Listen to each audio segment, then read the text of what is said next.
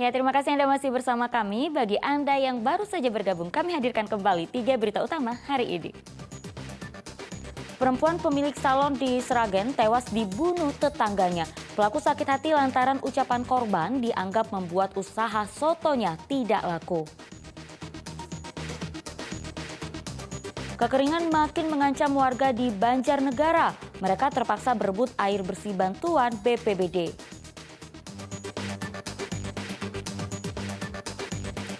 Gubernur Ganjar Pranowo meresmikan perahu nelayan bermesin listrik di Cilacap.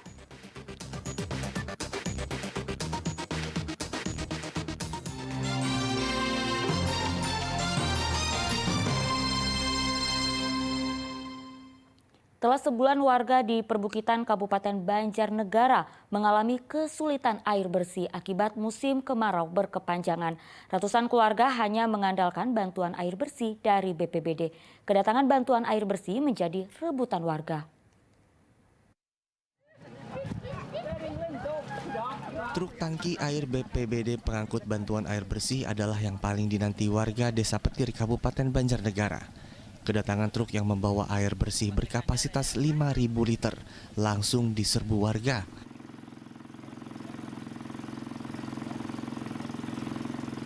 Dalam 1 jam bantuan air bersih ludes diserbu. Setiap warga desa bisa membawa pulang 2 hingga 4 jerigen air. Selama hampir 1 bulan ini, warga harus berjuang untuk mendapatkan air bersih. Sumur telah kering akibat kemarau panjang memaksa warga harus mencari air ke sungai yang jauh atau membeli ke pedagang air keliling. Ya, ke sungai gitu. Jauh? Jauh dari sini. Dengan adanya dropping ini gimana, Bu? Ya, membantu. Alhamdulillah. Pemandangan serupa terjadi di Blora. Warga desa Jepang Rejo berebut air bersih bantuan dari BBWS Pemali Juwana. Dengan penuh semangat, warga mengambil air untuk dibawa pulang. Sudah 3 bulan terakhir warga kesulitan air bersih karena sumur-sumur warga sudah kering. Akibatnya warga harus membeli air seharga Rp140.000 per tangki. Satu tangki itu biasanya bisa berapa sampai berapa hari? 20-an hari. 20 hari. Saat ini ada 124 desa di Blora yang menderita kekeringan. Kekeringan kali ini merupakan dampak El Nino yang membuat curah hujan sangat rendah. Arif Nur dan Mardianto melaporkan dari Banjarnegara dan Blora.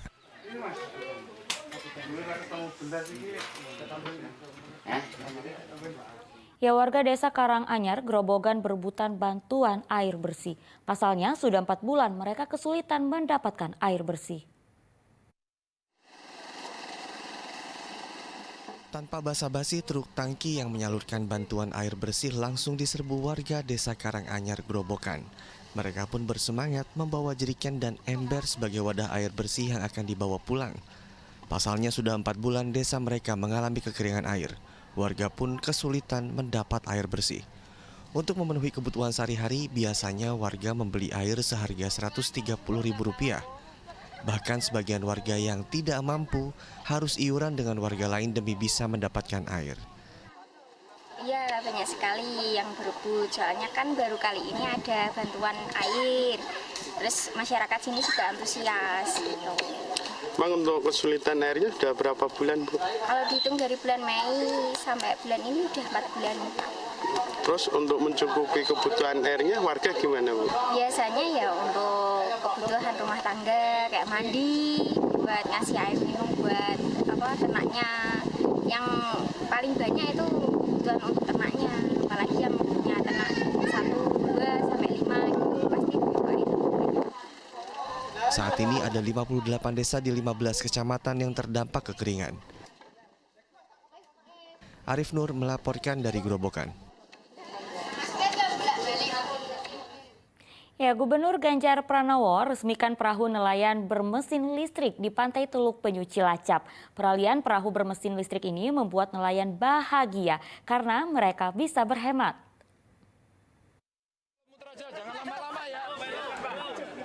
Perahu bermesin listrik berbasis tenaga baterai untuk digunakan nelayan di Pantai Teluk Penyu Cilacap langsung dicoba oleh Gubernur Jawa Tengah Ganjar Pranowo. Bersama nelayan lainnya, ia mengelilingi perairan selatan dengan perahu tersebut. Perahu bermesin listrik ini merupakan transformasi energi dari bahan bakar minyak ke tenaga baterai. Ganjar berharap transformasi energi perahu dapat membantu dan memudahkan nelayan saat mencari ikan. Bangun ekosistemnya, sehingga nelayan di sini ganti kapal tempelnya dengan tenaga baterai, terus SPKLU-nya dibuat, ya, terus kemudian after sale service-nya disiapin, sehingga mereka akan betul-betul bisa merasakan kenyamanan ketika berpindah. Dengan menggunakan perahu berbasis listrik, nelayan dapat berhemat.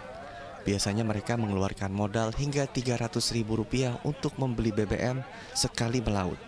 Namun saat ini mereka hanya mengeluarkan uang untuk biaya mengisi baterai perahu saja yang harganya jauh lebih murah. Biasa itu sampai 200-300 ribu sekali berangkat jaring. Kalau ini cuma ngecas stok sekitar 50.000-60.000. Peralihan ini diharapkan tak hanya digunakan pada mesin perahu nelayan, namun juga bisa digunakan pada mesin kapal angkutan dan kapal wisata bahari. Mardianto melaporkan dari Cilacap.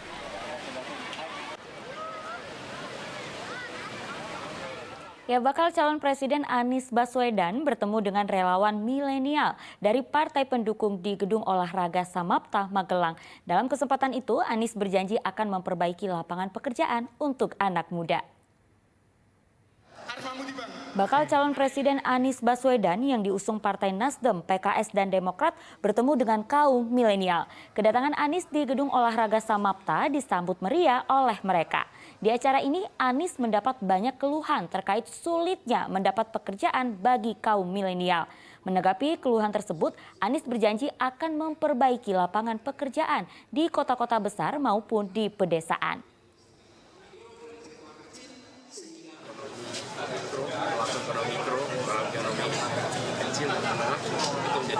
Karena itulah yang menyerap lapangan pekerjaan paling banyak.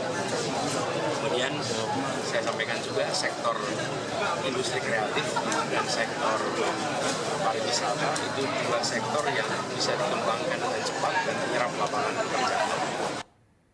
Menteri Koordinator Politik Hukum dan Keamanan Mahfud MD angkat bicara soal peninjauan kembali Muldoko terkait kepengurusan Partai Demokrat. Mahfud menyebut vonis Mahkamah Agung menjadi bukti pemerintah tidak memiliki rencana untuk mengalahkan Partai Demokrat yang sah di pengadilan maupun penegakan hukum.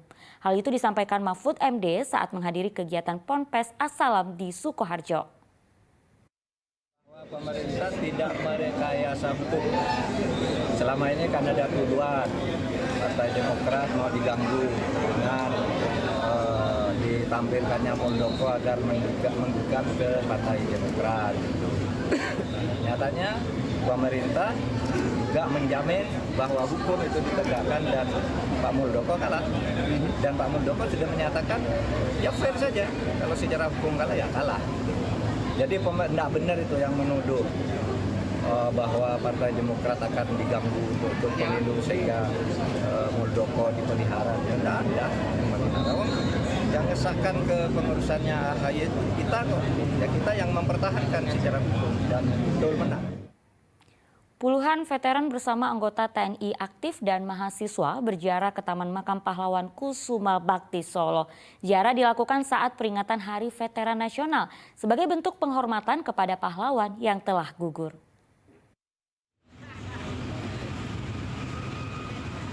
Pada peringatan Hari Veteran Nasional kemarin, puluhan veteran bersama TNI aktif dan mahasiswa berziarah ke Taman Makam Pahlawan Kusuma Bakti Solo. Sebelum ziarah dan tabur bunga, mereka terlebih dahulu menggelar upacara penghormatan kepada para pahlawan dan pejuang kemerdekaan yang telah gugur. Usai menjalani serangkaian upacara, para veteran menaburkan bunga di makam Brigjen Slamet Riyadi, salah satu tokoh penting dalam serangan umum selama 4 hari di Solo. Semangat dan kegigihan para pejuang kemerdekaan diharapkan teladan bagi generasi muda. Orang dengan bambu runcing, ya. Di depan ada tank, ada tentara dengan senjata bedil. Temannya berguguran, sudah ditembaki, masih juga maju ke depan. Itulah jiwa semangat yang harus kita miliki demi bangsa dan negara yang kita cintai. Di waktu yang sama, salah satu veteran asal Surabaya berharap agar pemerintah lebih memperhatikan mereka. Sebab saat ini masih banyak veteran yang kurang sejahtera saat masa tua. Pesan kami semoga pemerintah memperhatikan veteran-veteran yang saat ini masih banyak veteran yang hidupnya sengsara. Semoga diperhatikan sama pemerintah. Usai berziarah dan tabur bunga ke Taman Makam Pahlawan, para veteran ini mengikuti puncak kegiatan peringatan Hari Veteran Nasional di Auditorium Haryo Mataram UNS. Heri Prasetyo melaporkan dari Solo.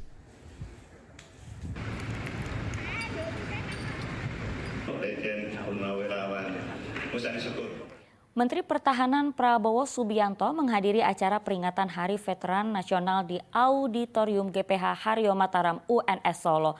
Prabowo berjanji akan memperbaiki kondisi veteran di Indonesia. Dalam acara tersebut, Menteri Pertahanan Prabowo Subianto apresiasi peran pemuda dalam perang kemerdekaan Indonesia. Salah satunya Brigjen Slamet Riyadi, tokoh dalam serangan umum Surakarta. Di sela-sela pidatonya, Prabowo juga menyampaikan rencananya untuk memperjuangkan dan mengusulkan kepada Presiden Republik Indonesia untuk memperbaiki kondisi veteran dimanapun.